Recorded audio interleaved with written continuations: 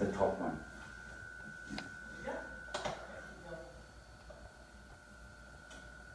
How many of you like to travel? Pretty much everyone, that's what I figured. When you ask people what they would do if they had unlimited money, if they won the lotto, one of the top things they say is traveling. First you have to say you give part of the money away to appease the lottery gods. And then help your friends and family and maybe buy your dream home. But after that is almost always travel. And I, like all of you, love to travel. Whoops, this is the wrong one. There we go. All right. And I wish Martha was here because I actually got to me something in honor of her. But, and we live in an amazing time. You can hop on an airplane and within just a few hours you can be in the rainforest of Costa Rica standing on a swinging bridge with a volcano just out of sight. And it's wonderful. You know, for most of human history, people were lucky if they traveled 50 miles from home. But now we have this amazing way to get around the globe, to go anywhere we want. Far-flung locations, we can go to Antarctica if we want to. But then there's the other side of travel.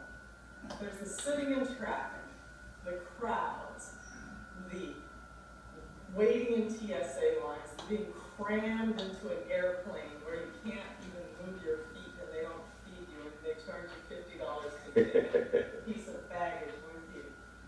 It's just, it seems so crazy. I was standing in line at the grocery store on Labor Day, and the cashier posed the question to the people in front of me in line, why do people travel on Labor Day weekends? They spend 2 days driving and sitting in traffic, and maybe one day having fun. It just seems crazy. And the man in front of me said, I think people just need to see different things.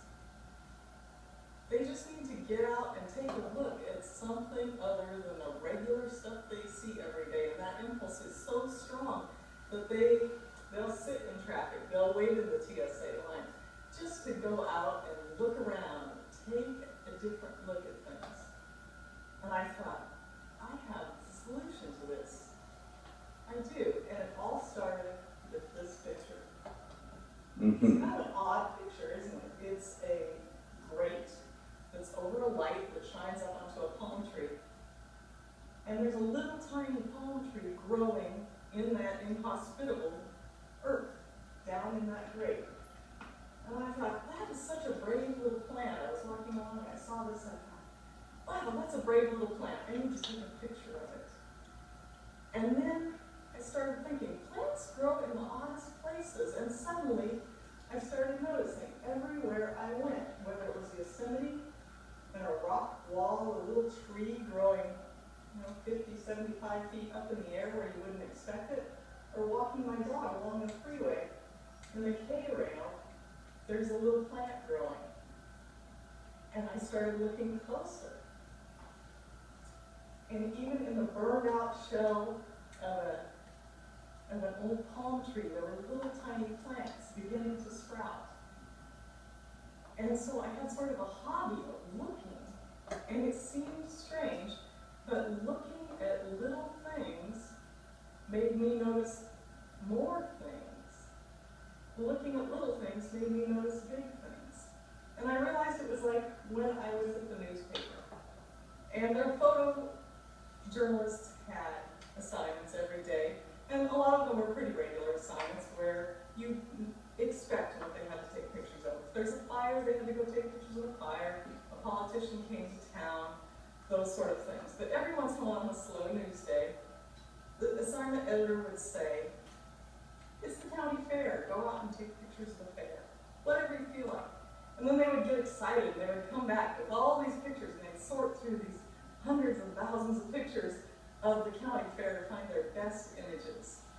And I realized what I needed to do was become an assignment editor in my own life. If I wanted to travel without leaving home, I needed to look for things, little things that I might not notice. And the way I did that was I began to take pictures of very odd things. I am probably the owner of the world's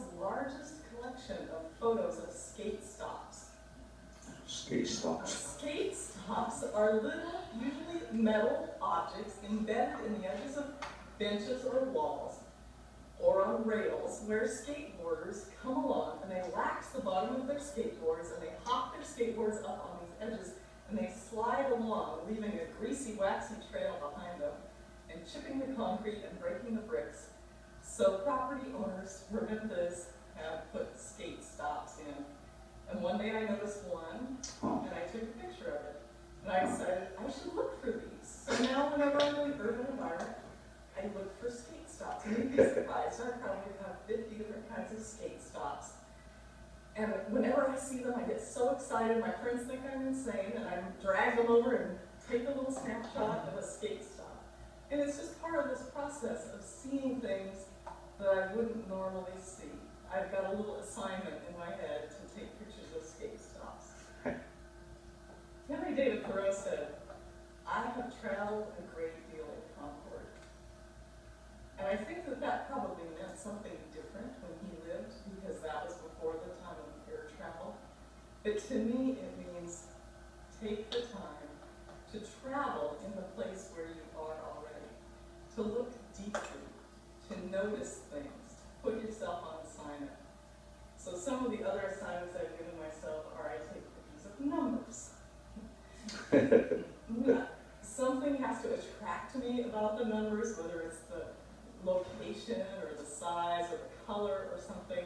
So it's not just every number I see, but I'm always looking for unusual numbers. The top number I'll take a picture of is 2525. I draw the line there, and now I have hundreds of pictures of numbers from all over the place. Another assignment I gave myself was a photo walk. A friend had a wife who passed away at an early age, and she loved the colors blue and purple. And he asked us to honor his wife one day. And to do that, I went out for about 4 or 5 hours and just walked around and took pictures of every blue and purple thing I could find. And this is just a few of them. So you can take a photo walk and take yourself out and notice things that you wouldn't normally notice. Put yourself on assignment. My friend Lori and I have a daily assignment where we take pictures of one flower and then we post them online so each other can see the photos. And we know that we're thinking about each other. And we know that we're out there looking around and noticing. And it's just a way for us to stay in touch with each other and stay in touch with our surroundings. So we called it the first 30 days of flowers because we were planning on doing it for a month, but we've been doing it for months and months and months now. And it's something I enjoy every day, taking a look. And you don't need expensive photo equipment. The best camera, they say, is the one you have with you. So I usually use my iPhone to take photos. I have a nicer camera, but my iPhone is always with me. And then I edit on my phone in a program called Snapseed that for me works really well. My friend Elon uses Afterlight. It's just a simple app where you can go in and sharpen things and change the color balance, do all kinds of great contrast. So I use those tools, my little iPhone. And this is one of my favorite pictures I took on my iPhone one day. So I have a great time being an assignment editor in my own life. And I urge you, you don't even need to take pictures. Just pick something out to notice. Pick something out to look at and look for, whether it's a color or something you ordinarily wouldn't look at. And you can travel in your own life without ever getting on an airplane, without ever taking a car ride.